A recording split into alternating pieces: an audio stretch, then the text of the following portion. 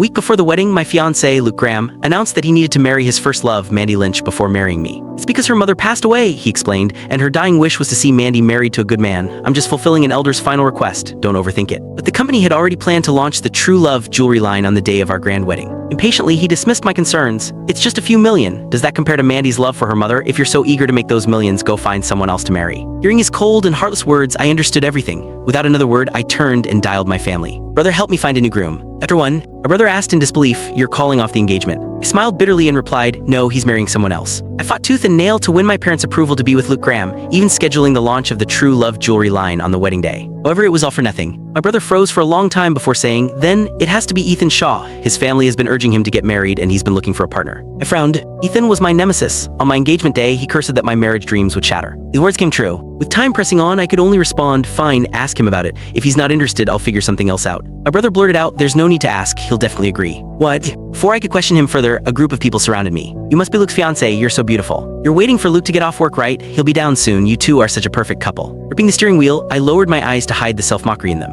Years ago, Luke introduced me to his colleagues and friends. Everyone considered us the epitome of a loving couple, but no one could have guessed he was about to marry someone else. After saying goodbye to the group, Luke got into the car and handed me a necklace. "This is from Mandy. She asked me to give it to you. You embarrassed her at the funeral yesterday, so find some time to apologize to her." The necklace was obviously a freebie that came with a larger purchase. I saw it in Luke's shopping cart a few days ago. "I don't want it," I replied bluntly. Luke frowned. "What's with the attitude? You barged into the funeral and told everyone I wasn't her fiancé, making her look bad. She's been generous enough not to hold a grudge and even sent you a gift. Can't you be a little grateful?" The man who once protected me no longer existed. Someone else held his heart by then. Frustrated, Luke rolled down the window, letting the wind in. After a long silence, he saw that I was not placating him. Finally, he said, "Forget it. I'll let it go today since we're going to pick out your wedding dress." It was the first time he had softened his attitude toward me that year. At the bridal boutique, the staff welcomed us warmly. "Mr. Graham, Ms. Lane, your custom-made wedding dresses and suits are ready." However, Luke's attention was not on the outfits. Instead, he was anxiously engrossed in his phone. Noticing my gaze, he quickly put away his phone and flashed an apologetic smile. "Anna, Mandy's having some issues. I need to head over there, try on the dresses and pick a suit for me. I trust your taste." With that, he hailed a cab and left in a hurry, leaving me alone. Staff approached cautiously. "Ms. Lane, would you like to select the suit yourself?" Withdrew my gaze and nodded. Suit had to be chosen, just not for Luke.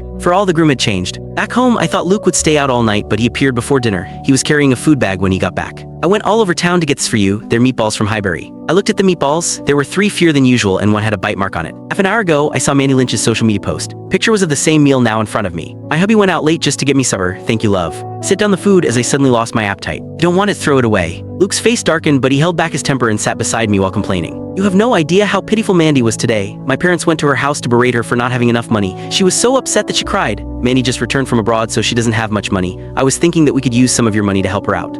Click the link on the homepage to watch the full follow-up for free.